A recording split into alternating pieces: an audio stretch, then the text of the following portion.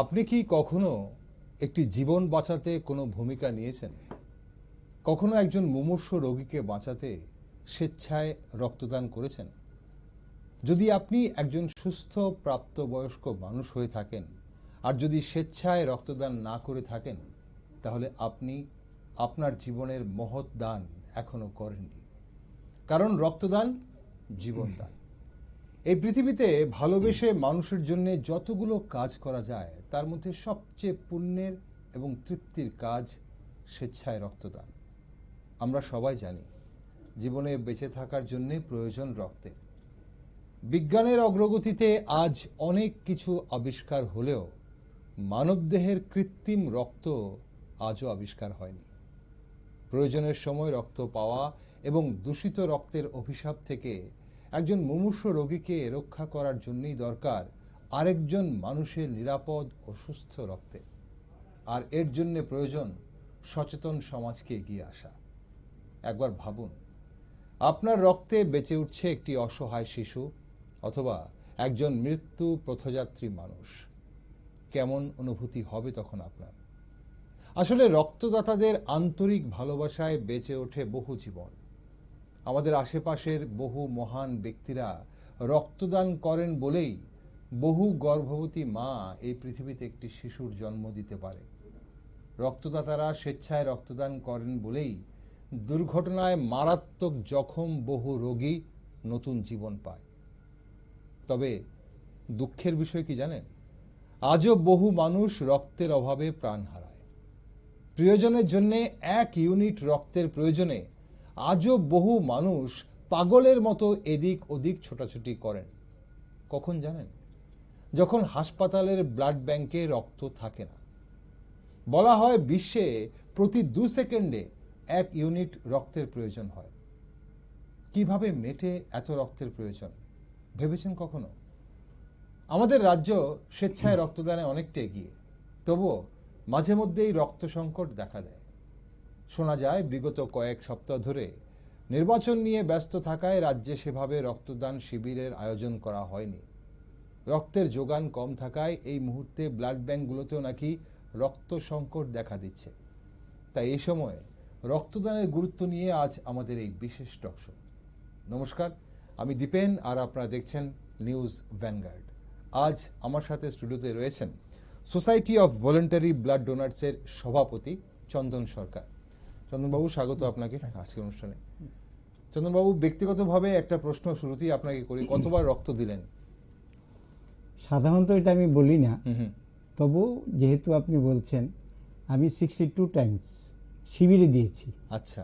আর এমনিতে এই যে রিপ্লেসমেন্ট ডোনেশন যাকে বলে, যখন তখন গভীর রাতে প্রয়োজন ব্লাড ব্যাংকে গিয়ে দেওয়া, ইমার্জেন্সি, সেটা ধরুন আরো বেশি দিয়েছি। মানে আমরা ভাবলেই অবাক লাগে। অনেকেই একবার রক্ত দিতে ভাবেন কতবার, আর উনি 62 বার শিবিরে রক্ত দিয়েছেন এবং যখন ইমার্জেন্সি কারো প্রিয়জনের প্রয়োজন হয়েছে তখন দিয়েছেন আরো এর থেকে বেশি বলছেন। বিজ্ঞানের এত উন্নতি চন্দনবাবু, তারপরও আজও কেন রক্ত দান করতে হয়? প্রথম কথা হচ্ছে, রক্তাভাবটা তো খুব স্বাভাবিক। বিশেষ করে আমাদের ভারতবর্ষের মতো দেশের গ্রামীণ অংশের মানুষদের মানে সঠিক নিউট্রিশিয়াস ফুডের অভাব, পিছিয়ে পড়া যারা, সেটাও কিন্তু রক্তাভাবের একটা অন্যতম কারণ। আচ্ছা। হ্যাঁ, তারপরে ধরুন এই যে বিভিন্ন, আপনি যেটা দিয়ে শুরু করলেন, দুর্ঘটনা, প্রসব কালীন সময়, হ্যাঁ, থ্যালাসেমিয়া, হ্যাঁ, এই যে বিভিন্ন দিকগুলো, সেখানে প্রতিনিয়ত রক্তের প্রয়োজন।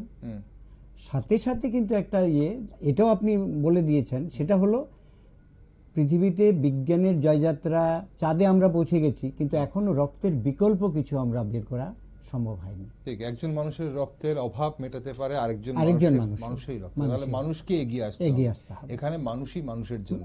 ঠিক, একদম সেই গানটা মনে পড়ছে আমাদের ভূপেন হাজারিকার সেই বিখ্যাত গানটা। এখন কথা হচ্ছে যে আমরা যদি একটু সাইকেলটা বুঝি, অনেকেই রক্তদানের কথা শুনেছেন, রক্তদান শিবির দেখেছেন, কিন্তু রক্তদানের ব্যাপারটা অনেকেই হয়তো গভীরভাবে নেননি, কারণ তাদের পরিবারের কারোর হয়তো সেইভাবে রক্তের প্রয়োজন হয়নি। আমাদের রাজ্যে কারো যখন রক্তের প্রয়োজন হয়, রক্তটা কিভাবে পাওয়া যায়, রক্তটা কিভাবে পাওয়া যায় এবং প্রয়োজনীয় রক্ত জোগাড় হয় কিভাবে?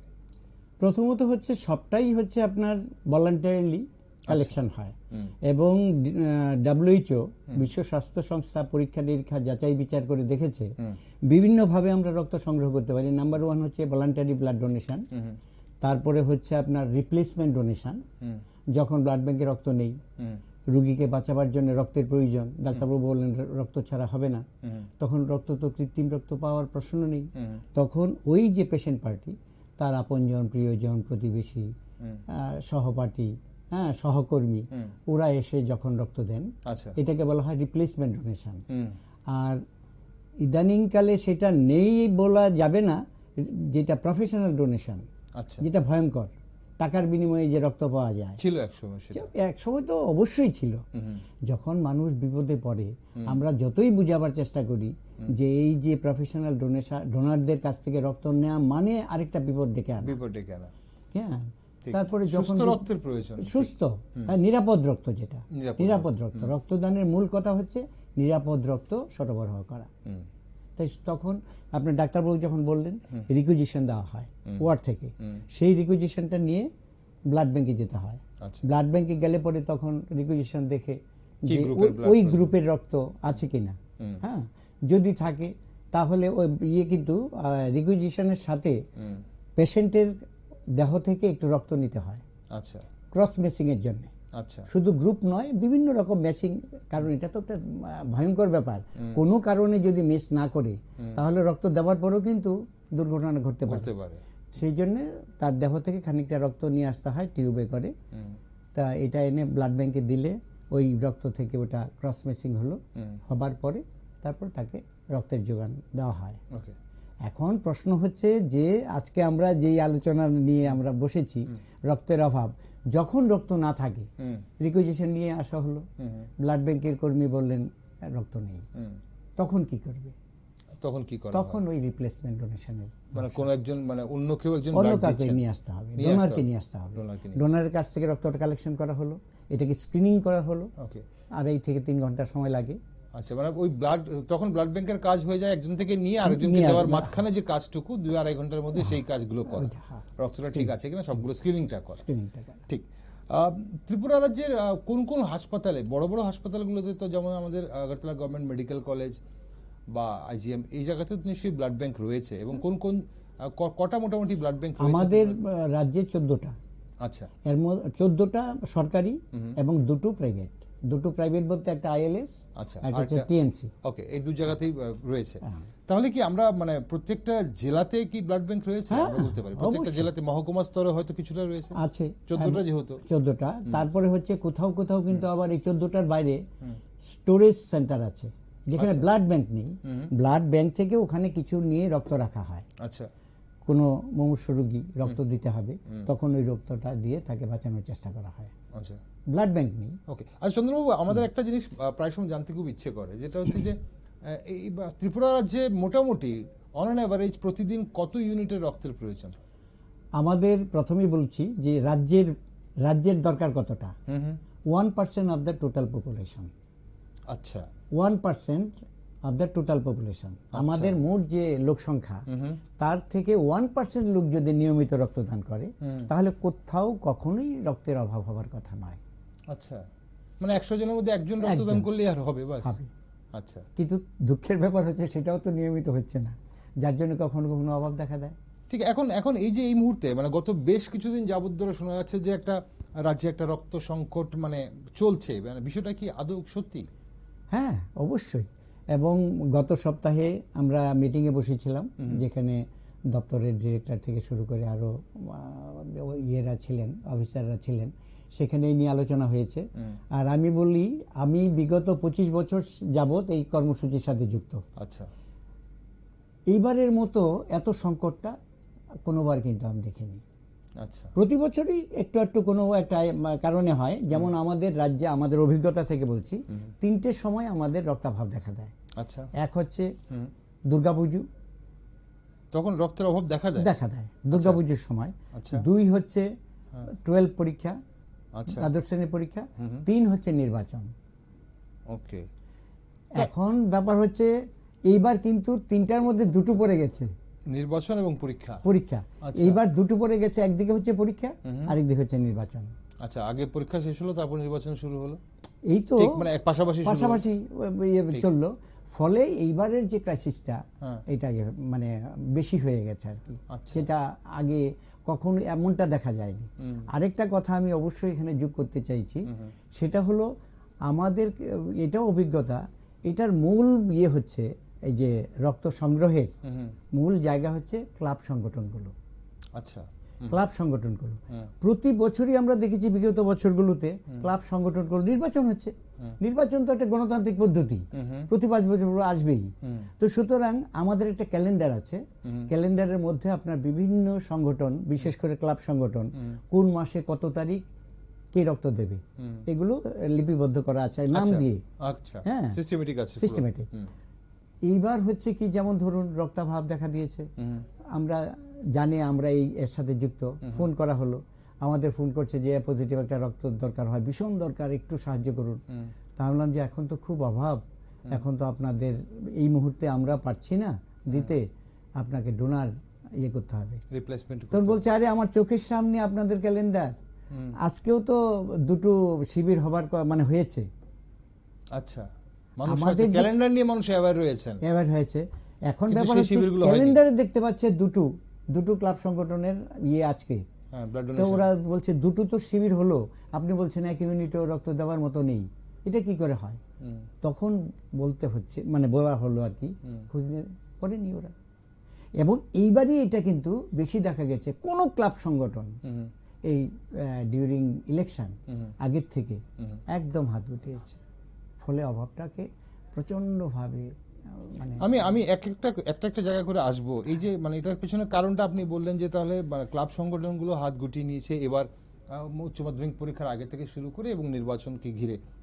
আপনি বললেন প্রথমে দুর্গাপূজা, আমরা পুজোর সময় বিভিন্ন সংস্থাকে, মানে এই যে ক্লাব বলছেন আপনি, সামাজিক সংস্থাকে দেখি পুজোকে কেন্দ্র করে রক্তদান করে।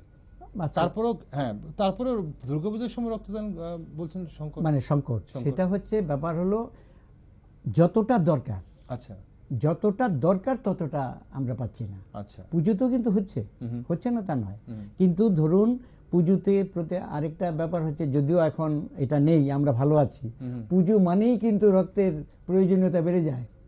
আগে যেটা হতো বিভিন্ন দুর্ঘটনা অনেকগুলো, হ্যাঁ, তো এখন কিন্তু সেগুলো নেই, কিন্তু দুর্ঘটনা তো আছে, যান দুর্ঘটনা যেগুলো, মানুষ বাড়ছে, গাড়ি ঘোড়া বাড়ছে, ফলে পুজো টুজো দেখে তো আর নির্বাচন আসে না, তো এটা হচ্ছে। কিন্তু মানে চাহিদার তুলনায় যোগান এতটাই কম ইদানিংকালে, যেটা হচ্ছে কেউ রক্ত দিচ্ছে, কিন্তু তাতে আমাদের কাজটা হচ্ছে না আর কি।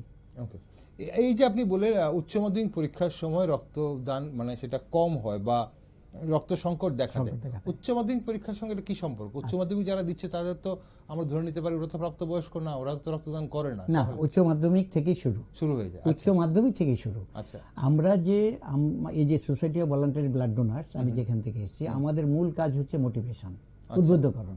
আমরা স্কুল, কলেজ, ইউনিভার্সিটি, ক্লাব সংগঠন, কর্মচারী সংগঠন, ইদানিংকালে কিছু পারিবারিক উদ্যোগেও কিন্তু রক্তদান হচ্ছে।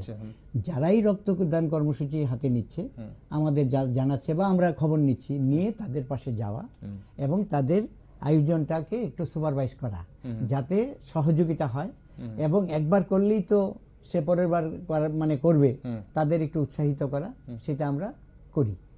আমাদের অন্যতম কাজ হচ্ছে, যেমন ধরুন রক্তদানের বয়স কত, কারা রক্ত দিতে পারে? প্রথম হচ্ছে 18 বছর বয়স, তো 12 মানে 18 বছর। আচ্ছা, কিন্তু আমরা একদম পরীক্ষা করে দেখেছি, একজন পরীক্ষার্থী সাধারণত কি হয়, এখন আপনার মাধ্যমিক, উচ্চ মাধ্যমিক একদিন গ্যাপ দিয়ে বা 2 দিন গ্যাপ দিয়ে পরীক্ষাটা হচ্ছে একই সময়ে, দুটো পরীক্ষা।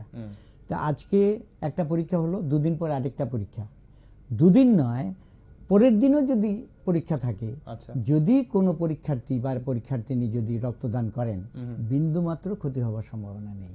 আচ্ছা, আমরা কিন্তু সেটা বুঝাবার চেষ্টা করি, কিন্তু কি হয়, পরিবারের পরীক্ষার্থী তো নয়ই, ওই পরিবারে যদি অন্যরাও থাকেন রক্ত দেওয়ার মতো সক্ষম, তারাও ওই সময়টা এগিয়ে আসেন না। ওকে, ওই সময়টাতে সবাই সুস্থ থাকতে চান আর ভাবেন রক্ত দিলেই যদি কোনো সমস্যা সৃষ্টি হয়। এটা যদিও একেবারে হয়তো অবৈজ্ঞানিক চিন্তা ভাবনা, হ্যাঁ, কিন্তু হচ্ছে। ওকে, এখন এই যে আপনি বললেন যে এই মুহূর্তে একটা মানে অভূতপূর্ব সংকট চলছে আমাদের রাজ্যে, যেটা আগে কখনো লক্ষ্য করা যায়নি, যেহেতু এক্সাম এবং নির্বাচন একসঙ্গে, ইলেকশন একসঙ্গে, এই এক্সাম এবং নির্বাচন এরকম একসঙ্গে তো আগেও এসছে, কিন্তু হ্যাঁ এবারে এটা কি মানে কোনোভাবে এড়ানো যেত না, কোনোভাবে এটাকে মোকাবেলা করা যেত? নিশ্চয়ই এড়ানো যেত। সেটা হচ্ছে ওই তো আমি খানিকক্ষণ আগে যেটা বললাম, নির্বাচনটা হচ্ছে এটা গণতান্ত্রিক পদ্ধতি, হ্যাঁ, স্বাভাবিক, 5 বছর পর আসবে, এটা আমরা জানি।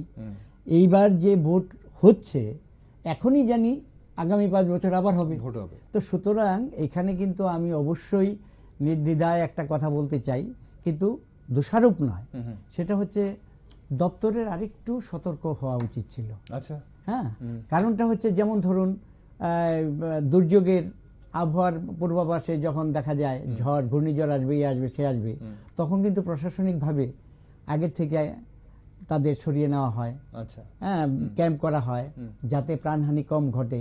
হ্যাঁ, তো এই ক্ষেত্রেও কিন্তু ওনাদের জানা উচিত ছিল, হ্যাঁ, যে নির্বাচন ঘাটতি হবে, পরীক্ষা আসছে, সুতরাং ওই সময়টাতে একটা ঘাটতি আসছে এবং হতে পারে, সেই অনুযায়ী যদি আগেই প্রিকশনারি মেজার নেওয়া হতো, হ্যাঁ, তাহলে হয়তো এতটা মানে অভাবের সম্মুখীন আমাদের হতো না, আর কি, সংকটের সম্মুখীন হতে হতো না। এখানে আমরা সংকট বলতে চন্দ্রবাবু কোনটাকে বলছি? মানে অভাব বলতে ব্লাড ব্যাংকে রক্ত নেই সেটাকেই তো বলছি। এমন কি হচ্ছে কি যে ধরুন রিপ্লেসমেন্টও কেউ যদি না করতে পারে, তাহলে কি তো সেই রোগীর জীবন তো মানে না বাঁচানো যাবে না। এবং আপনাকে বলছি শুনুন, সাধারণত রিপ্লেসমেন্টটা যেটা হয় সেটা হলো, আমরা তো জানি সবাই রক্তের 4টে গ্রুপ আছে, এর মধ্যে 4টে পজিটিভ, নেগেটিভ। আচ্ছা, তো যার যেই রক্তের দরকার, আমার এ পজিটিভ দরকার, আমি চিকিৎসাধীন আছি, কিন্তু ওখানে দেখা গেল এ পজিটিভ নেই, হ্যাঁ, বা এ পজিটিভ আছে, কিন্তু আমার ঘরে যদি রিপ্লেসমেন্ট দিতেও হয়, বা অনেক গুড ডোনার আছে, না আমি যেমন 1 ইউনিট রক্ত নিচ্ছি, সঙ্গে সঙ্গে আমি রিপ্লেস করে দেবো, আচ্ছা, যাতে অন্য কেউ মানে অন্যের সুবিধা হয়। তো সেই ক্ষেত্রে হয় কি, আমি যে কোনো গ্রুপের রক্ত দিয়ে আমার প্রয়োজনীয় গ্রুপের রক্তটা আমি কালেকশন করতে পারি সাধারণত ব্লাড ব্যাংকগুলো থেকে। আচ্ছা, এইবারই প্রথম হলো যে আপনার ওই সেম গ্রুপের দিতে হবে। সেম গ্রুপ মানে কোনো রক্তই নেই, রক্ত থাকলে তো আপনার একটা দিয়ে আরেকটা নেবার প্রশ্ন, কিন্তু এইবার দেখা গেছে একদম নীল, কোন গ্রুপের রক্ত নেই, মানে আপনার ডোনার যে রক্তটা দেবে সেই রক্তটাই আপনার পেশেন্টের কাছে নিয়ে মানে 2 ঘন্টা 2.5 ঘন্টা পরে আমাকে দেওয়া হবে স্ক্রিনিং করার পরে। আচ্ছা, এমন পর্যায়ে এটা কিন্তু কোনো সময় ছিল না বা হয়নি। তো এইটাই বলছি যে এটাকেই আমরা সংকট বলে ভাবছি আর কি, যে অনেক কষ্ট পেয়েছেন, হ্যাঁ, মানে রক্তের নিতে এসে অনেকেই রক্ত পাননি, সময় মতো রক্ত পাননি, তারপরে হচ্ছে সেম গ্রুপ, সেখানে আরো কষ্টের সীমাটা বেড়ে গেছে। না, এখানে একটা প্রশ্ন জাগে চন্দনবাবু, আমরা অনেক সময় মানুষকে দেখি বিভিন্ন, বিশেষ করে এই হাসপাতালগুলোর সামনে মানুষকে রক্তের জন্য হাহাকার শুনি, বিভিন্ন সংগঠনের সাথে যোগাযোগ করতে শুনি, বিভিন্ন দোকানে গিয়ে কাতর মিনতি করতে শুনি। এই যে আপনি বলছেন রিপ্লেসমেন্টের কথা, তাদের দ্বারাই সম্ভব যাদের পেশেন্ট পার্টি বাইরে অপেক্ষা করছে, বা যারা সলভেন্ট, বা ধরুন যারা ফোনে যোগাযোগ করে চটজলদি ব্যবস্থা করতে পারছে না। এমন অনেক পেশেন্ট পার্টি থাকে, সেই হসপিটালের ওয়ার্ড থেকে শুরু করে বাজারে আসতে, একা আসতে ওনার সমস্যা হয়, হয়তো হাজবেন্ড ভর্তি, স্ত্রী বা বয়স্ক মানুষ ভর্তি আছে, এরকম অনেকে আছে। এবং পাশাপাশি এরকম দুর্ঘটনার আছে, এরকম অনেক দুর্ঘটনা, ইমার্জেন্সি দুর্ঘটনা হয়েছে, সেখানে তো পেশেন্ট পার্টি নেই, খবরই নেই পেশেন্ট পার্টির যে ওনাদের পরিবারের কেউ এরকম দুর্ঘটনাগ্রস্ত হয়ে রয়েছে, তার রক্ত লাগলে কি করা হয়? সেখানে সাধারণত আমাদের যে নাম্বারগুলো মোটামুটি হাসপাতালের, বিশেষ করে ব্লাড ব্যাংক রিলেটেড যারা আছেন, ডাক্তারবাবু বলুন, টেকনিশিয়ান বলুন, তারা জানেন। আচ্ছা, ওরাই বলে দেয় যে আমাদের কাছে রক্ত নেই, আপনারও রিকুইজিশনটা যে দেখা গেল হিমোগ্লোবিন লেভেল একেবারে নিচে, মানে দিতেই হবে বাঁচাবার জন্য, তখন যে এই নাম্বারে যোগাযোগ করুন। আমরা করি কি, আমাদের প্যানেল লিস্টটা আমাদের নিজস্ব তৈরি করা আছে প্রত্যেক গ্রুপের। যখন এলো তখন কি গ্রুপ, ও গ্রুপের ধরুন আমরা 2 ইউনিট দরকার, দুজনকে টেলিফোন করলাম, রিকোয়েস্ট করলাম প্লিজ আপনি যদি আসেন। সেই ক্ষেত্রে কখনো কখনো আমরাও সঙ্গে থাকি, তাকে নিয়ে রক্ত দিয়ে আবার তাকে বাড়িতে পৌঁছে দেওয়া, এটা কিন্তু করা গেছে, নরমালি করা যায়। এই বছর কিন্তু যেহেতু আপনার নির্বাচনের ব্যাপার, এইবার হঠাৎ করে দেখলাম ক্লাব সংগঠন যেমন হাত গুটিয়েছে, সাধারণ মানুষরা যারা আগে খুব উৎসাহ দেখাতো এবার যেন একটু উৎসাহে ভাটা, মানে সবাই ম্যাক্সিমাম হচ্ছে নির্বাচন কেন্দ্রিক যেমন হয়ে গেছে। এটার জন্য মানে কি, মানে বিশেষ কোনো কারণ দায়ী কি, মানে শুধু নির্বাচনকে ঘিরে? মানে দেখুন, নির্বাচন তো একটা প্রক্রিয়া, আপনি বলছিলেন অবশ্যই আপনি এটাও বলছিলেন যে এটাকে মোকাবেলা করা যেত, এখন যদি যেহেতু যায়নি, এটা কি কোপ আপ করার কি কোনো ব্যবস্থা আছে? হ্যাঁ, ডেফিনেটলি। এবং এই জন্যই আপনার আমরা এর মধ্যে বসেছিলাম যেটা বললাম, এবং মঙ্গলবার দিন 30 তারিখে আমরা একটা মিটিং ডেকেছি। আমরা বলতে দপ্তর, আমরা তাদের সাথে যুক্ত, তো ডেকেছি ক্লাব সংগঠনগুলোকে, সব ক্লাব সংগঠনগুলো পেপারে দেওয়া হয়েছে। তা আমরা মুক্ত ধারাতে 30 তারিখে 11টার সময় আমরা বসবো। সেখানে আমরা চাইছি সংগঠন ক্লাব সংগঠনের কাছ থেকে একদম ইনস্ট্যান্ট ডেট কালেকশন করা, করে যাতে এটা কবে কবে করা হবে এবং ইমিডিয়েট রক্তদানের ব্যবস্থা করা কিছু, যাতে করে সেই অভাবটার মুখোমুখি। আপনি একটু কিছুক্ষণ আগে বলছিলেন যে ব্যক্তিগত স্তরে অনেকেই রক্তদানের কথা বলছিলেন, এবং আমরা দেখেছি অনেকেই জন্মদিন, বিবাহ বার্ষিকী, এখন আজকাল এটা শুরু হয়ে গেছে, এবং আগে এটা অন্যান্য রাজ্যে ছিল, আমাদের রাজ্যেও এইভাবে এখন রক্তদান করা হয়, বা অনেক প্রতিষ্ঠানে তাদের উদ্বোধনের দিন বা বর্ষপূর্তির দিন করা হয়। এখন কথা হচ্ছে যে আপনি বলছেন যে সামাজিক সংস্থা, মানে ক্লাবের উপর নির্ভর করছেন, ক্লাবকে করছেন। এখন এই ধরনের আবেদন যখন যখন গোটা রাজ্যে মানুষ বুঝতে পারছে না, তারাই বুঝতে পারছে যাদের ইমার্জেন্সি রক্তের প্রয়োজন হচ্ছে, হাসপাতালে যাচ্ছে, তারাই শুধু রক্তের সংকটটা বুঝতে পারছে। আগামী দিনে যখন সেটা আজকে মিডিয়াতে এসছে, আপনি এখানে এসে বলছেন, এবং অন্যান্য সংবাদ মাধ্যমে যখন সেটা ছড়িয়ে যাবে, তখন হয়তো সাধারণ মানুষ বুঝতে পারবে। কিন্তু তাহলে শুধু ক্লাব কেন, ব্যক্তিগত স্তরে তো মানুষ সেটা এগিয়ে আসার ব্যাপার, 100%। এবং এখানে কিন্তু আরেকটু পরিষ্কার করছি, আমি খানিকক্ষণ আগে আপনার একটা প্রশ্নের উত্তর দিতে গিয়ে বলেছিলাম যে দপ্তরের একটু মানে পিছিয়ে যাওয়ার ব্যাপার, তারা আরেকটু ভাবতে পারতো, আরো একটু এগিয়ে যদি সচেতন যদি হতো, ব্যবস্থা করতে পারতো, হ্যাঁ, প্রিকশনারি মেজার যদি নিতে পারতো, তাহলে তো দুর্গতিটা হয়তো এতটা হতো না। আলটিমেটলি কিন্তু এর জন্য দায়ী যদি আমরা করি অ্যাজ এ হোল টোটাল রাজ্যবাসী, টোটাল রাজ্য, রক্তটা তো দিতে হবে আমাদেরই, আমাদেরই প্রয়োজনে, আমাদের, আপনি বলছিলেন না ভুবনে, যে মানুষের জন্য। এবং এটা তো মানে পরীক্ষিত সত্য যে একজন রক্তাভাব বিপন্ন মানুষকে কার রক্ত, বোন মেরুতে জন্ম নিচ্ছে, মানে মানুষের দেহের জন্ম নেওয়া রক্ত দিয়ে কিন্তু চিকিৎসা করা যাবে। মজার ব্যাপার হচ্ছে সেখানে কিন্তু মানুষের রক্ত ছাড়া, যেমন ধরুন কোন জন্তু জানোয়ারের রক্ত যদি দিলে চলতো, তাহলে আমাদের রাজ্যে, আমাদের দেশে কত নিধন হচ্ছে, কিন্তু সেটা তো হচ্ছে না। মানুষের প্রয়োজনে, মানুষের রক্তেই আপনার চিকিৎসা সম্ভব। একদম। আর সেই জায়গাতেই আমরা আগে থেকে, যেটা আপনি বলছেন প্রিকশনারি মেজার্স, সেগুলো নিলে বোধহয় অনেকটা এখন এই যে একটা সংকট হচ্ছে, সেটা হতো না। এখন কথা হচ্ছে যে আপনি কিছুক্ষণ আগে বলছিলেন যে আপনাদের একটা ক্যালেন্ডার রয়েছে, একটা শিডিউল মেনে রক্তদান করা হয়, এবং সেখানে আপনারা জানেন যে কোথায় কবে সেই রক্তদানটা হচ্ছে। মোটামুটি কটা শিবির হয়, এবং মানে মাসে কটা শিবির হয়, রোজ কি শিবির হয়? হ্যাঁ, রোজ শিবির হয়। ত্রিপুরা রাজ্যে কোথাও না কোথাও রক্তদান শিবির, কোথাও না কোথাও। ওকে। এবং মোটামুটি কতটা রক্ত উঠে আসে, যদি মানে শিবিরগুলো যদি আপনাদের ক্যালেন্ডারটা যদি মানা হয়, তাহলে কি রক্তের যা প্রয়োজন তা মেটানো যাবে?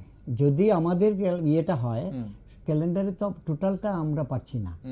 হ্যাঁ, রাজ্যে যতটা রক্তদান শিবির হয় সবগুলোকে কিন্তু লিপিবদ্ধ আমরা করছি না, কিন্তু করছি না এই জন্যে আমরা ক্যালেন্ডারটা ছাপার আগে সংগঠনের কাছে একটা অ্যাপিল, যে এরকম আপনারা করুন, একটা ফর্ম আছে, ফর্মের নিচে মাস, ডেট, ভেন্যু, হ্যাঁ, এইটা তারা উল্লেখ করে অংশটা ছিঁড়ে আমাদের দিতে হয়। আচ্ছা, মানে যারা ডিক্লারেশন দিচ্ছে তাদের মানে ভলান্টারি ব্লাড ডোনেশন।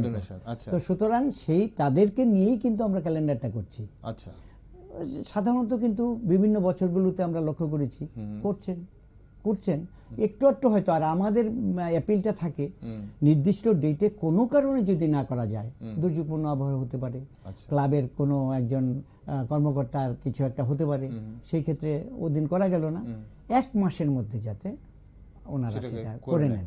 হ্যাঁ, ওকে। এখানে চন্দ্রবাবু আরেকটা জিনিস বলা হয় যে বিভিন্ন যে শিবিরগুলো হয়, এই শিবিরে অতিরিক্ত রক্তদান করতে না করা হয়, একটা নির্দিষ্ট সংখ্যায় রক্তদান করলে ভালো, এর থেকে বেশি করলে অনেক সময় নষ্ট হয়, এরকম কিছু কি আছে? যেহেতু রক্তের, যেমন ধরুন প্রত্যেকটা জিনিসের একটা এক্সপায়ারি আছে না, রক্তেরও কিন্তু একটা এক্সপায়ারি আছে, 35 ডেজ। আচ্ছা। তো সুতরাং আমার কনজাম্পশনটা কত হবে, উইকলি, মান্থলি, এটা আমাকে জানতে হবে। এবং ব্যাগে, যেই ব্যাগে রক্তটা কালেকশন করা হয়, কালেক্টেড অন এত, এক্সপায়ার্ড অন এত, একদম সঙ্গে সঙ্গে লিখে রাখা হয়। কিন্তু 35 ডেজ যে উত্তীর্ণ হয়ে গেল, যদি 2 ভাগ রক্ত থাকে, এটা কিন্তু ডিসকার্ড করতে হয়, নষ্ট করে দিতে হয়। হ্যাঁ, এরকম 2 to 4% এরকম হতে পারে, এটা WHO এর ডিরেক্টিভসও রয়েছে। কিন্তু যদি আমরা ওই হিসাবটা না রাখি, আমরা যখন ব্লাড ব্যাংক থেকে কেউ যায়, টিম যখন যায় রক্তদান শিবিরে, যেমন ধরুন পজিটিভ নেগেটিভ গ্রুপ থাকে, তো নেগেটিভ গ্রুপ রেয়ার, কম লোকের আছে, যখন দরকার তখনই তাদের দিতে হয়। কিন্তু যদি এইটা থাকে আমার মানে যে কোনো ব্লাড ব্যাংকে, কেউ নিল না, নষ্ট হয়ে গেল, তখন একটা দুটো তো থাকতে হবে, কারণ কখন কার দরকার হবে তখন তো কেউ জানি না। ফলে আপনার ব্লাড ব্যাংক টিম আগে থেকে জেনে আসে যে এই গ্রুপ মানে নেগেটিভ গ্রুপের রক্ত আছে, তাহলে এখান থেকে শুধু নিয়ে নষ্ট করার দরকার নেই, ডোনারগুলো রেডি রাখা, রিজার্ভ রাখা। তখন আমরাই সেই শিবিরে অ্যানাউন্স করে দিই, দয়া করে শুনুন, এই গ্রুপের, নেগেটিভ গ্রুপের যাদের রক্তদাতা আপনারা এসছেন, দয়া করে আপনারা আজকে দেবেন না, আমাদের কাছে আসুন, লিপিবদ্ধ করান আপনার নামটা এবং কন্ট্যাক্ট নাম্বারটা। হ্যাঁ, যখন হবে অন কল আপনাদের আমরা ডাকবো, প্রয়োজন অনুযায়ী আপনারা দেবেন। যদি এইভাবে করাতে ইয়েটা কম হচ্ছে, নষ্টটা কম হচ্ছে, যদি লেভিসলি যা আসছে তাই আমরা নিই, তাহলে কিন্তু নষ্ট হওয়ার সম্ভাবনা আছে। এটা নেগেটিভের ক্ষেত্রে যেমন, পজিটিভের ক্ষেত্রেও ভালো সময়ে যখন রেগুলার কালেকশন হয়, তখন আমার প্রয়োজনীয় যতটা হয়, এটা তো আমার জানা আছে, উইকলি মান্থলির কনজাম্পশন কতটা, অতিরিক্ত নিলেই ইয়ে হতে পারে। এই জন্য আমরা অনেক সময় বলি যে না, ওরা বলছে আমরা আজকে 100 ইউনিট দেবো, যে না 100 ইউনিট না, আমরা 70 to 75 দিলেই হবে, বাকিটা এখন রিজার্ভ থাকুক, পরবর্তী সময় প্রয়োজনে আমরা বলবো আপনারা ইয়ে করবেন। না, আমরা এটা অনেক সময় দেখি অনেকের মধ্যে একটা কম্পিটিশনও চলে যে কে কত রক্ত সংখ্যাটা বাড়াতে পারবে। এটা আদৌ কি মানে এটা রাজ্য না, এটা অস্বাস্থ্যকর। এবং এতে হয় কি জানেন তো, ওই যে খারাপ রক্ত, হ্যাঁ, সেটার সম্ভাবনা বেশি থাকে। মানে খারাপ রক্ত বলতে এখানে খারাপ রক্ত বলতে আমাদের এই যে রক্তটা কালেক্টেড ব্লাড গুলো, সেই কালেক্টেড ব্লাড গুলো কালেকশনের পরে কি করা হয়, 5টা রোগের পরীক্ষা করা হয়, কিন্তু এই 5টা রোগ আছে কিনা। এবং এটাও আপনার এবং সব রাজ্যবাসী সকলের, বিশেষ করে আজকে এই প্রোগ্রাম যারা দেখছেন তাদের অবগতির জন্য জানাচ্ছি, মাননীয় সুপ্রিম কোর্টের ডিরেক্টিভস কিন্তু এটা, হ্যাঁ, ভার্ডিক্ট, এই 5টা পরীক্ষা মাস্ট। কোন 5টা? Hepatitis B, hepatitis C, malaria, syphilis and HIV, জীবনঘাতী। সুতরাং এই 5টা পরীক্ষা করে যদি দেখা যায় এগুলো নেগেটিভ, তবেই কিন্তু এটা মানে অন্য কাউকে দেওয়া যাবে, কিন্তু যদি এরকম হয় সেটারও প্রসেস আছে, কারোর ভুলও তো হতে পারে, পরীক্ষা ধরা পড়ে না, পরীক্ষাটাও হয়তো একটু ভুলভাল একটু হতে পারে। যখনই আপনার ফার্স্ট টেস্টে পজিটিভ এলো, তখন কিন্তু তাকে বাড়িতে ফোন করা হয়, যে প্লিজ আপনি তো ওই দিন এখানে রক্ত দিয়েছিলেন ওই সংগঠনে, আপনি কাইন্ডলি একটু কালকে আমাদের ব্লাড ব্যাংকে আসুন। আসলো, আর কিছু বলা হলো না, কিন্তু আসলো পরে তার থেকে আবার একটু রক্ত স্যাম্পল না হলো, সেকেন্ড টেস্ট করা হলো, চলে গেল, দেখা গেল সেকেন্ড টেস্টও পজিটিভ এসছে। তাও শেষ নয়, আবার তাকে ডাকা হলো থার্ড এন্ড ফাইনাল টেস্ট। যদি তিনোটাতেই পজিটিভ হয় তার মানে পজিটিভ। তো এখন HIV/AIDS চট করে শুধু বলে দেওয়া হলো ওই রক্তদাতাকে বা দাত্রীকে যে আপনি HIV/AIDS, হ্যাঁ, অবস্থা কি হবে বলুন, পুরো পরিবারের জীবন মানে সাংঘাতিক অবস্থা। তখন তাকে কনসাল্ট করার জন্য নির্দিষ্ট জায়গায় কোথায় গেলে নিখরচায়, ইদানিংকালে রাজ্য সরকারের এবং কেন্দ্রীয় সরকারের অনেক ব্যবস্থা দিয়ে রয়েছে, নিখরচায় সেখানে হয়, তাকে সঠিক রাস্তা পথ দেখানো হয় যাতে ওখানে গিয়ে চিকিৎসার ব্যবস্থা করা যায়। এই হচ্ছে ব্যাপার। এখন এই যে ব্লাড ব্যাংকটা মানে আমরা যে শিবিরগুলো হয়, কতক্ষণের মধ্যে এই ব্লাডটাকে ব্লাড ব্যাংকে নিয়ে যেতে হবে? ব্লাড ব্যাংকে আছে, আপনারা নিশ্চয়ই শুনেছেন যে অনেকদিন হয়ে গেছে সেপারেটার এসে গেছে আমাদের, হ্যাঁ, এবং বিশ্ব স্বাস্থ্য সংস্থারও যেটা ডিরেক্টিভ সেটা হলো যে যখন যার রক্তের দরকার তখনই যেন মানে সঠিক যেন ইমপ্লিকেশনটা হয়। আচ্ছা, রক্তের দরকার নেই, দিয়ে দিলাম একটা, এরকম যেন না হয়। ফলে আপনার এই রক্ত থেকে আমাদের 4টে পার্ট আছে, রেড সেল, হোয়াইট সেল, হ্যাঁ, প্লাজমা, এরকম 4টা পার্ট আছে রক্তের মধ্যে, এগুলোকে সেপারেট করা। এই জন্য জিবি, আইজিএম প্রত্যেক ডিস্ট্রিক্ট, উদয়পুরে আছে, ধর্মনগর আছে, সেপারেটার মেশিন আছে, এই সেপারেট করে। আগুনে পোড়া রোগী তাকে শুধু প্লাজমা দেওয়া হলো, 3টে কিন্তু রেখে দেওয়া হলো। তো সুতরাং এইভাবে আপনার যার যেটা দরকার, যেই পোর্শনটার দরকার, যে কম্পোনেন্টটার দরকার, ওটাই শুধু দেওয়া হয় যাতে করে মিস ইউজ না হয়। ঠিক। এখন রক্তদান শিবিরে তো এই যে আপনি বলছেন সেপারেট করা হয় বা করা হয়, কিন্তু সব জায়গাতে তো আমাদের এই যে ব্লাড ব্যাংকগুলো নেই। যেখানে শিবির, প্রত্যন্ত এলাকায় যেখানে শিবির হয় সেখানে যে ব্লাড ভ্যানগুলো নিয়ে আসে, সেই ভ্যানগুলো যদি ধরুন একটু দেরি করলো বা সেখানে কোনো সমস্যা হলো, ধরুন কথা রাস্তায় ভ্যানটা নষ্ট হয়ে গেল, তখন কি রক্তগুলো নষ্ট হয়ে যাওয়ার সম্ভাবনা থাকে? না, এখানে সেটা হলো এই সেপারেশনের ব্যাপার যদি হয়, প্রথম সবারই যে কোনো রক্ত আমরা সেপারেট করে দেবো, সেখানে কালেকশনের 4 ঘন্টার মধ্যে কিন্তু এটা ব্লাড ব্যাংকে এসে পৌঁছাতে হবে, না হলে কিন্তু তার থেকে সেপারেট করা যাবে না, হোল ব্লাড হিসাবে থাকবে। তো সেই ক্ষেত্রে ওই 4 ঘন্টার একটা ডিউরেশন আছে। আফটার কালেকশন 4 ঘন্টার মধ্যে, সেই বেলোনিয়া হোক, ধর্মনগর হোক, যেখানেই হোক, সেই ব্লাড ব্যাংকে আসার সময় আপনার 4 ঘন্টার মধ্যে পৌঁছতে হবে। তো অনেক সময় হয় কি, আসতে অনেকটা সময় লাগার কথা, বা ওই সম্ভাবনা আছে যদি দেরি হয় ব্রেকডাউন হতে পারে ইত্যাদি ইত্যাদি, তখন দেখা যায় তাদের বলা হয় যে আপনারা 2টো বা 2:30টা বা 3টের মধ্যে ক্লোজ করে দেবেন। আচ্ছা, হ্যাঁ, বলে অনেকে তো আসেনি, আসবে, তারা আস্তে ধীরে আসে, বলে হয় টেলিফোন করে দিন তাড়াতাড়ি আসার জন্য, আর না হলে যারা পরে আসবে থাকুক, অন্য কোনো দিন রিজার্ভে থাকুক। ঠিক, মানে সেই সকাল থেকে শুরু করলাম, বিকেল অবধি ব্লাড ডোনেশন হলো, তারপর ভ্যান আসবে, এরকম প্রসিজারে একটা সময়সীমা নিশ্চয়ই আছে। ওকে, এখন কথা হচ্ছে যে আপনি তো আজ খুব সুন্দর করে বললেন আমাদের রক্তের প্রয়োজন কেন। এটা বোধহয় আজকে কোনো প্রাপ্তবয়স্ক মানুষকে, সেটা রাজ্যের শহর হোক কিংবা গ্রাম, পাহাড়, সমতল, যেখানেই হোক, মানুষকে বোঝানোর প্রয়োজন বোধ নেই। মানুষ বোধ সবাই জানে রক্তের কেন প্রয়োজন, রক্ত আমরা কেন দেব, কিন্তু আমি কেন রক্ত দেব, এই প্রশ্নটা বোধ অনেকেই করেন। অনেকে এটা ভেবে রক্তদান করতে পারেন না যে আমি কেন রক্ত দেব। এক্স্যাক্টলি, ঠিক। সেখানে কি করা, তাদেরকে আপনারা কি বলেন? না, সেখানে ওই মোটিভেশন, কেন দেবেন না, আপনার কি সমস্যা আছে বলুন, আপনার সমস্যাটা বলুন, তো বলে না। তো সেই ক্ষেত্রে তখন আমি বলবো, তার মানে আপনার ভয় করছে, এই তো সমস্যা বলতে আপনার ভয় করছে। কেন ভয় করছে? বিন্দুমাত্র ভয় নেই। তখন আমরা দাঁড়াই, আমি দেখুন এতবার দিয়েছি, আমি সুস্থ আছি, ঠিক আছে, কোনো তো অসুবিধা হচ্ছে না। যেমন ধরুন, যখন আমরা কোনো স্কুলে মোটিভেশনের জন্য যাই, মোটিভেশনটা তো ম্যাক্সিমামই শিশুদের, মানে ছেলে মেয়েদের করা হয়। গিয়ে আমরা হেডমাস্টারের সাথে একটু যোগাযোগ করি যে স্যার 2টো অপশন দিচ্ছি, আপনার সুবিধা মতো নিন। আইদার যখন ছেলেদের আমরা মোটিভেট করব, আলোচনা করব, তখন যাতে অ্যাজ ম্যাক্সিমাম অ্যাজ পসিবল মাস্টারমশাই দিদিমণিরা যাতে ওখানে থাকতে পারে, তারাও মোটিভেট হোক।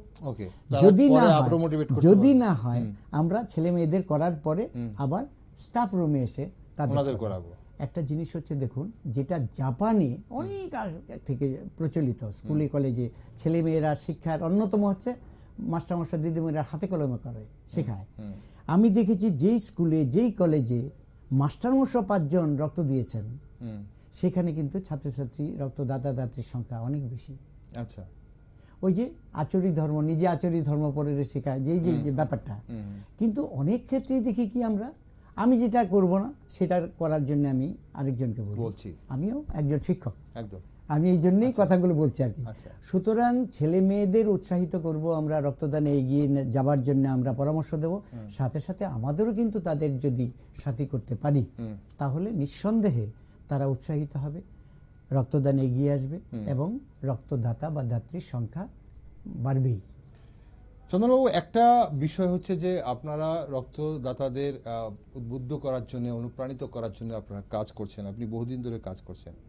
প্রশ্ন হচ্ছে যে যারা রক্ত দেন তাদের সঙ্গে গ্রহীতাদের, প্রিয়জনদের আচরণও কিন্তু আমরা অনেক সময় এমন হয় শুনি যেখানে তাদেরকে ডিমোটিভেট করা হয়, আগামী দিনে আর রক্ত দেওয়ার মতো ইচ্ছেই থাকে না। এমন কোনো ঘটনা আপনারা বা এইসব ধরনের সমস্যার কথা আপনাদের কাছে আসে কিনা, এবং সেগুলো আপনারা কিভাবে ডিল করেন? আমরা ওই টোটালটাই কিন্তু, যেমন ধরুন এইখানে আমরা লিস্টের কথা বললাম, গভীর রাত, তখন ব্লাড ব্যাংকেও রক্ত নেই, আমাদের ফোন করা হয়, ফোন করলে আমরা ওই লিস্ট দেখে তাকে একটু অনুরোধ করি। অনুরোধ করলে পরে যেমন ধরুন দাতা বা দাত্রী যদি হয়, যেটাই হোক, আমাদের ইয়ে হচ্ছে তাকে বাড়ি থেকে বা তিনি যেখানেই আছেন ওখান থেকে গাড়ি করে হোক, স্কুটি বা ইয়ে করে হোক, ব্লাড ব্যাংকে নিয়ে যাওয়া, নিয়ে গিয়ে তাকে মানে সোজা কথা তাকে একটু আদর যত্ন, ভদ্রতা এটা রক্ষা করতে হবে। তাকে নিয়ে যাওয়া, নিয়ে গিয়ে সুন্দরভাবে পাশে দাঁড়িয়ে থেকে, এবং গ্রহীতার পক্ষ থেকেও একজন থাকলো, আপনি রক্ত দিচ্ছেন বলে আমার বাবা বাঁচছে, আপনি রক্ত দিচ্ছেন বলে আমার ছেলেটা হয়তো প্রাণী বেঁচে যাবে, এই যে ব্যাপার ট্যাপারগুলো, এটাও মোটিভেশনের পার্ট। তো সুতরাং এটা করে রক্তদান শেষ হলো, তাকে একটু জল খাবার দেওয়া হলো, সরকারিভাবে দেওয়া হয়। আমরাও কিন্তু ওই পার্টিকে বলি যে তাকে একটু ওই কিন্তু ক্যাশ টাকা নয়, কোনো অবস্থাতে কিন্তু ক্যাশ টাকা নয়, হ্যাঁ, তাকে দিয়ে এরপরে তাকে আবার বাড়িতে পৌঁছে দেওয়া। একজন আত্মীয়ের সঙ্গে যেটা করা, আর রক্ত দেওয়ার পরে তো সে উনি আত্মীয় হয়ে গেলেন, আমার রক্ত ওনার শরীরে বইছে, আত্মীয় হয়ে রক্তের সম্পর্ক হয়ে গেল সেখানে। তারপরও সেখানে অনেকেই কি করে পারে যে যিনি রক্ত দিচ্ছেন ওই রক্তদাতা সামান্য খোঁজটুকু না নিতে। হ্যাঁ, এটা তো আমাদের যে কি বলবো আপনার ওই মানুষের এটাই হচ্ছে এরকম, আমি যার থেকে উপকার নিলাম, যার উপকারে আমি প্রাণ ফিরে পেলাম, হ্যাঁ, আমার বাবাকে রক্ষা করতে পারলাম, পরবর্তী সময় দেখা গেল তার আর কোনো খোঁজ খবর নেই। আমরা সেই জন্য কি করি, একজন ডোনারের সাথে কন্টিনিউয়াস কিন্তু এই খোঁজ খবর নেওয়ার মধ্যে থাকে। আমরা একটা ফর্ম আছে না, এই সেখানে অনেক গ্রহীতাদের মানে অ্যাটিটিউডটা এমনই মনে হয় যে দায়বদ্ধতা, ওনার দায়বদ্ধতা রক্ত দিয়ে আমার পরিবারের কাউকে বাঁচানো না। আমরা যেটা করি তার ম্যারেজ ডে, আচ্ছা, জীবনের বিশেষ দিন, বার্থডে, না তার ম্যারেজ ডে, বার্থডেটা আমরা লিপিবদ্ধ করি ডোনারের। আচ্ছা, তার যে বার্থডেতে আমরা উইশ করলাম, সিপি একটু হলো, বাহ, রক্ত যে দিয়েছি তারা আমাকে মনে রেখেছে, একদম ঠিক আছে না? সবার এটা করা উচিত, হ্যাঁ, সবারই করা উচিত। তো এইভাবে আমরা চেষ্টা করছি। সব তো আর একদিনে হয় না বা হবে না। আমাদের কোনো একটা বড় কাজ করতে গেলে, এই যে 25 বছর যাবত আমরা এই কর্মসূচি নিয়ে কাজ করছি, যে বারবার বলছি 25 বছর কিন্তু কোনো ব্যাপার নয়। আচ্ছা, হ্যাঁ, হয়তো একটা বড় কাজ করতে বা বড় সফলতা পেতে অনেক দিনের দরকার হয়। তা আমরা এগুলো আস্তে আস্তে, আপনি যে দিকটা তুলে ধরবার চেষ্টা করছেন, আমরাও চেষ্টা করছি। আগামী দিনে হয়তো আরো একটু এগোতে সক্ষম হব। ঠিক, সেটা মানুষের আসলে সেই জায়গাটাও বুঝতে হবে। কেন বারবার আমরা যেটা বলছি, যেটা কোনো ওষুধ নয় যে আমার কাছে অর্থ আছে আমি কিনে নিয়ে আসলাম, এটা আমার কাছে অর্থের জোর রয়েছে বা প্রতিপত্তি রয়েছে, আমি অনেক বড় মানুষ, আমি প্লেনে উড়িয়ে ওষুধ নিয়ে আসলাম বা মেশিনারিজ নিয়ে এলাম, ব্যাপারটা বা আমার পেশেন্টকে নিয়ে গেলাম, ব্যাপারটা হচ্ছে রক্ত। আরেকজন মানুষের শরীরে রক্ত দিয়েই সেখানে বাঁচানো যাবে যখন, তখন সেই মানুষটা কি চায় সেখানে সহানুভূতি, সম্মান, ভালোবাসা, একটা রেসপেক্ট হচ্ছে নিশ্চয়ই। আপনাদের সংস্থার কথা আপনি অনেকবারই বলছিলেন, একটু গুছিয়ে যদি আমরা জানতে পারি যে আপনাদের সংস্থা কিভাবে কাজ করেন এবং মানুষ আপনাদের থেকে সাহায্য কিভাবে পাবে। আমাদের মূল কাজ তো হচ্ছে মোটিভেশন। আমরা মানে মোটিভেশনাল অর্গানাইজেশন, হ্যাঁ, এনজিও। তো আমাদের কাজ শুরু হয় 2000 সালে, 2000 সালের 1 মে। আচ্ছা, এবং আমাদের যিনি প্রতিষ্ঠাতা, যার উদ্যোগে প্রেরণায় আমাদের এই সংগঠনের আত্মপ্রকাশ, স্বামী দিব্যানন্দ, আচ্ছা, বেলুর মঠের একজন সিনিয়র মঙ্ক, ইদানিং উনি ভাইস প্রেসিডেন্ট হয়েছেন, এই 2 দিন হলো। আচ্ছা আচ্ছা, উনি সেই সময় এই 2000 সালে আগরতলা রামকৃষ্ণ মিশনের সম্পাদকের দায়িত্ব নিয়ে এসেছিলেন। আচ্ছা, তারই প্রেরণায় আমাদের সংগঠনে পথ চলা শুরু। তো আমরা কি করেছি প্রথম দিকে এই মোটিভেশন। আর উনি এমন একজন ব্যক্তি ছিলেন, চক্ষুদান, রক্তদান, দেহদান, অঙ্গদান, এই সবগুলো ত্রিপুরা থেকে এসে নতুন আলোর সন্ধান দিয়েছেন, অনুপ্রাণিত করেছেন সবাইকে। চক্ষুদান সম্পর্কে ডেমনস্ট্রেট করতেন। পাঠা জবাই হলো তো মাথাটা নিয়ে ওই চোখ অডিয়েন্সকে দেখাতেন কিভাবে চোখ প্লাক করা হচ্ছে, সেই মানে বিউটিফুল। তো ওনারই ইয়েতে আমরা কাজ শুরু করেছি। দিনে দিনে মানুষ বাড়ছে, চাহিদা বাড়ছে, সুতরাং আমাদের উদ্যোগও বাড়াতে হচ্ছে। তো আমরা ওই স্কুল, কলেজ, ইউনিভার্সিটি, তারপরে ইদানিং পারিবারিক যেই সংগঠন, আমাদের সাথে যারা খুব মানে নিকটতর বন্ধু বান্ধব, তাদের আমরা ইয়ে বলি, পরামর্শ দিই।